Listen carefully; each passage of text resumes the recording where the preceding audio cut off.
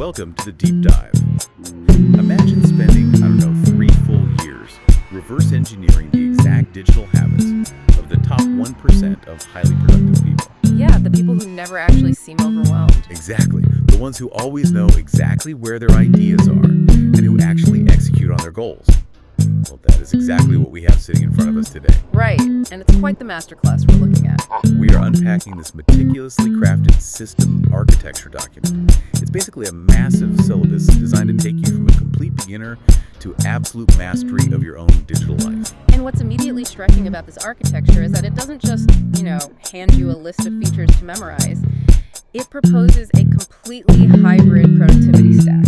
Okay, let's unpack this, because the core of this entire blueprint rests on just 2 apps, just Workflowy and Notion. Yeah, but to actually understand how to reach that top 1% tier, we can't just start with the software menus. We really have to start with the cognitive philosophy behind why these 2 specific tools are being forced to work together in the first place. Right, because on the surface, if you look at Workflowy and Notion, they kind of seem like they do the same thing. They really do.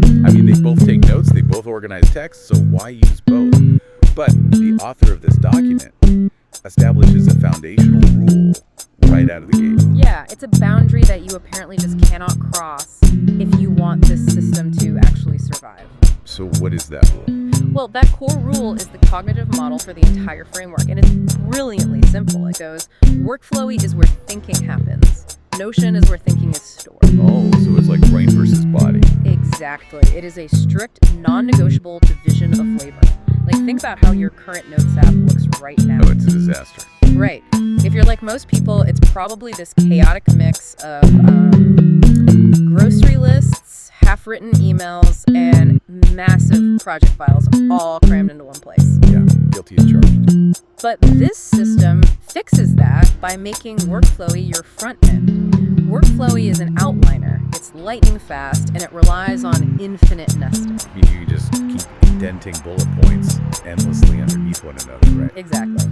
It is built for entirely frictionless capture. You open it, you type, and you don't spend a single second worrying about formatting or how it looks. And then Notion serves as the backend, which really makes sense because Notion is entirely different. Oh, completely different. It's where you build structured databases, track permanent records, and link relational data together. It's heavy. It's very structured. Right. And what's fascinating here is that this document actually highlights a failure mode. It explains exactly why most people's productivity systems completely collapse after 12 to 18 months. I have absolutely been guilty of this. Most of us have. You get that new app smell, you build this gorgeous workspace, and then a year later, you're literally terrified to even open it. Why does that happen mechanically? It happens because users blow that boundary between thinking and storing. People try to do rapid, messy brainstorming inside of a heavy tool like Notion. Yeah. But Notion requires you to set up pages, define database properties, choose tags. All of that creates cognitive friction. So if you have a fleeting, brilliant idea, but you have to fill out a whole digital form to save it, Your brain just abandons the idea entirely. Yeah.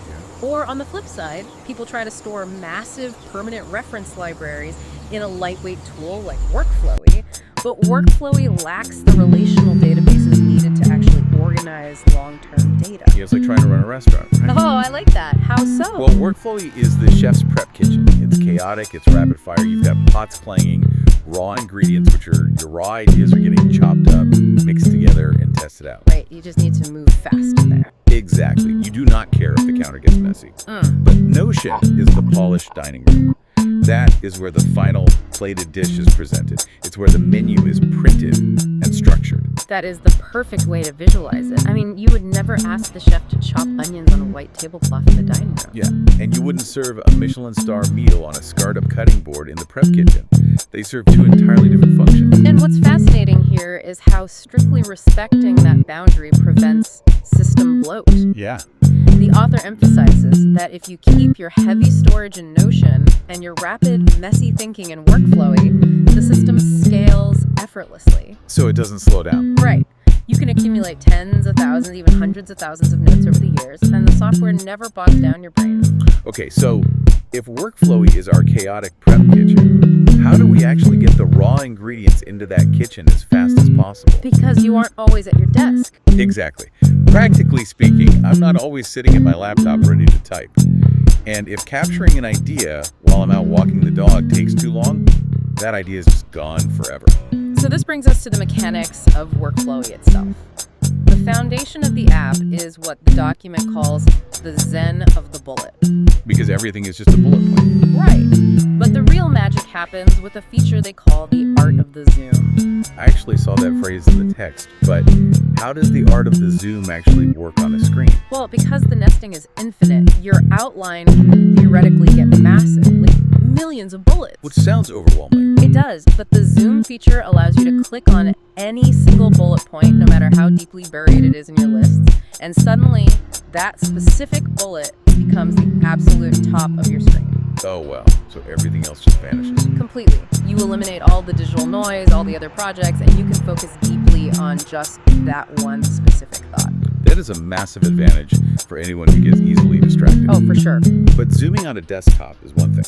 The document points out that the biggest bottleneck for power users, like the reason they abandoned this whole setup, is mobile friction. Yes, the mobile divide is huge. Because if you're out and about and your phone app takes 5 clicks to open a new note, the whole frictionless illusion falls apart. It shatters completely, which is why there is a very specific no-friction playbook detailed here, focusing heavily on conquering that mobile divide. And they specifically highlight Android setups. Right? Yeah, because many users report struggling to capture things quickly on Android. Let's get into those specific mobile tricks, because to me, this is what separates the people who just talk about productivity from the people who actually live it. Okay, so the primary weapon is the Quick Add widget. The instructions are to place this widget directly on your phone's home screen. So you don't even open the app. Right, you don't open the full app at all. When a thought hits you, you just tap the widget. A tiny text box instantly pops up, you type your bullet point, And it just goes. Yep. The thought goes straight to your Workflowy inbox in about 3 seconds. 3 seconds. Yeah. That is literally faster than finding a pen in your bag. It really is. And they also outline an email to Workflowy pipeline. How does that work? You get a unique private email address for your account. So you can use your phone's voice to text to dictate an email while you're driving or walking, send it to that address, and it instantly generates a bullet point in your inbox. That's amazing.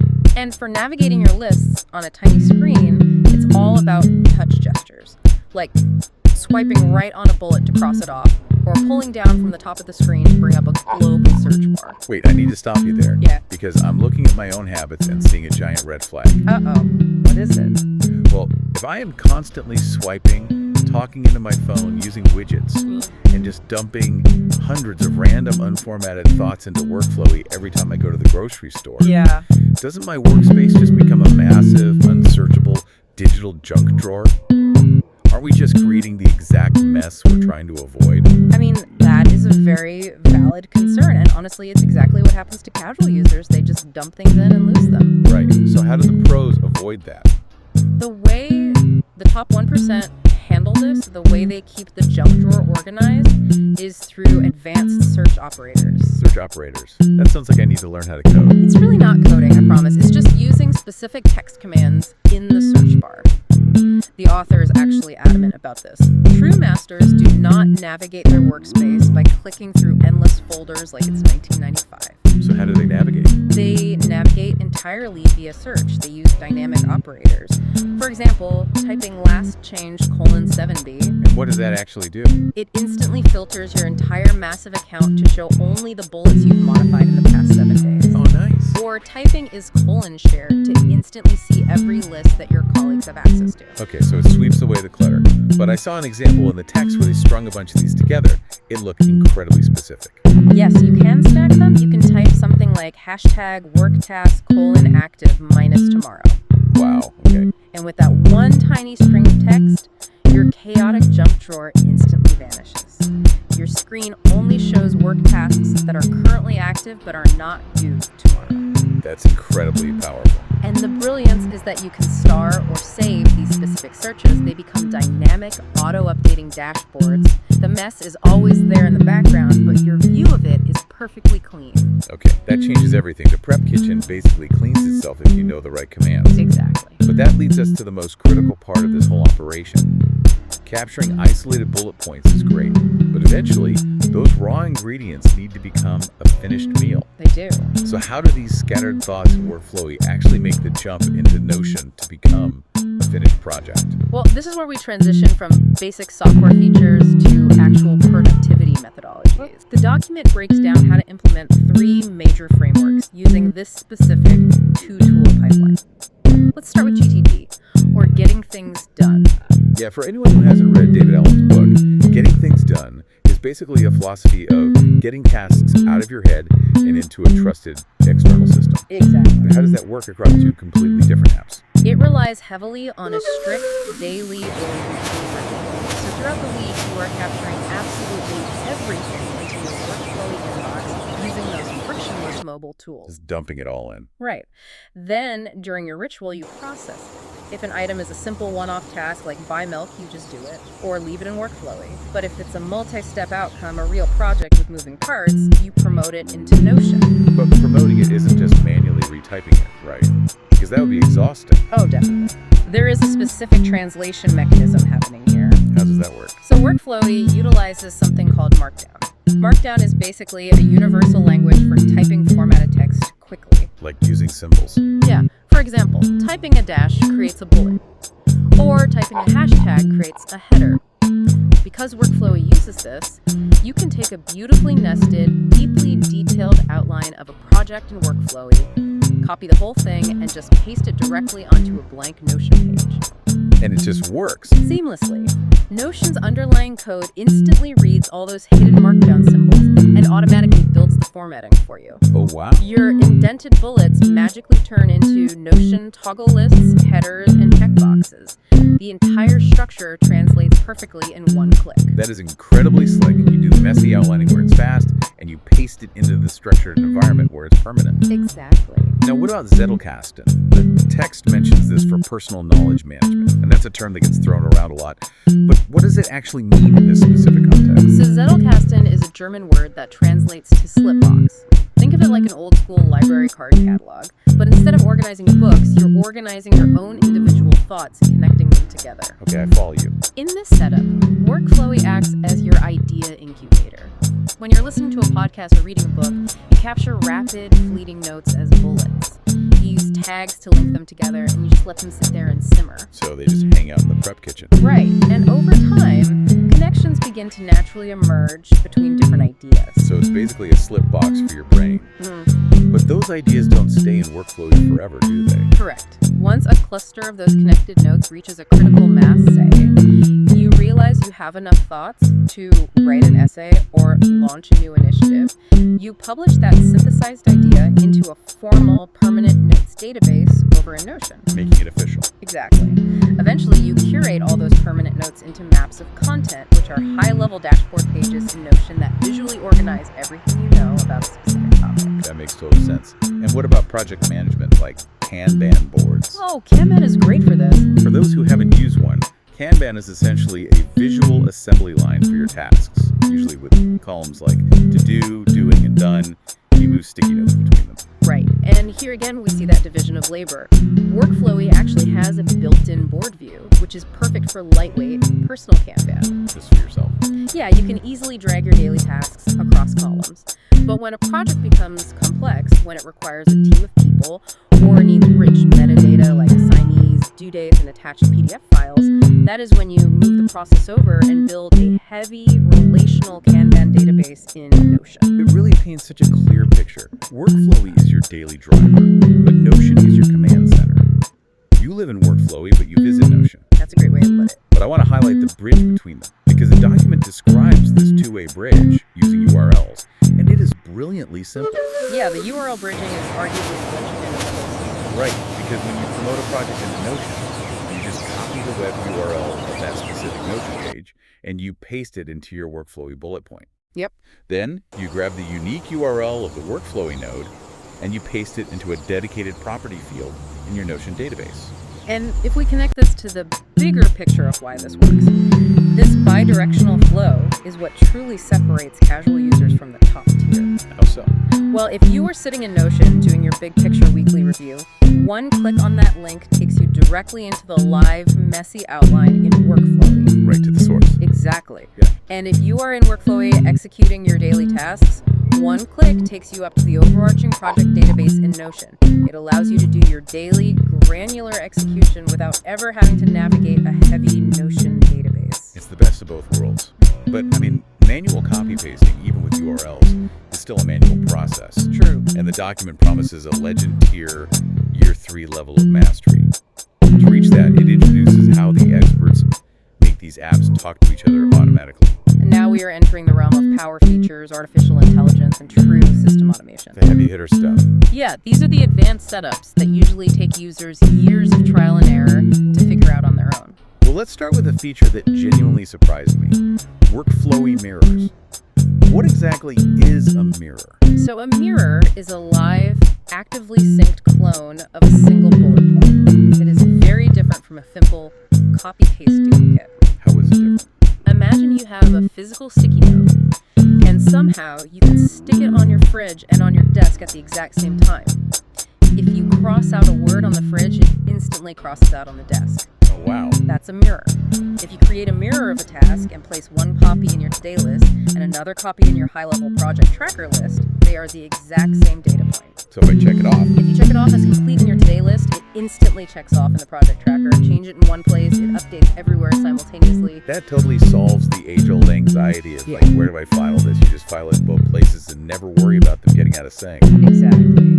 But what about automating the jump between Workflowy and Notion entirely? That is where third-party automation tools like Zapier or Make.com come into play. They act as a message bus, or basically an API translator. What does that mean for the user? Well, an API is essentially a secret backdoor that apps use to talk to each other without a human having to click anything. Okay.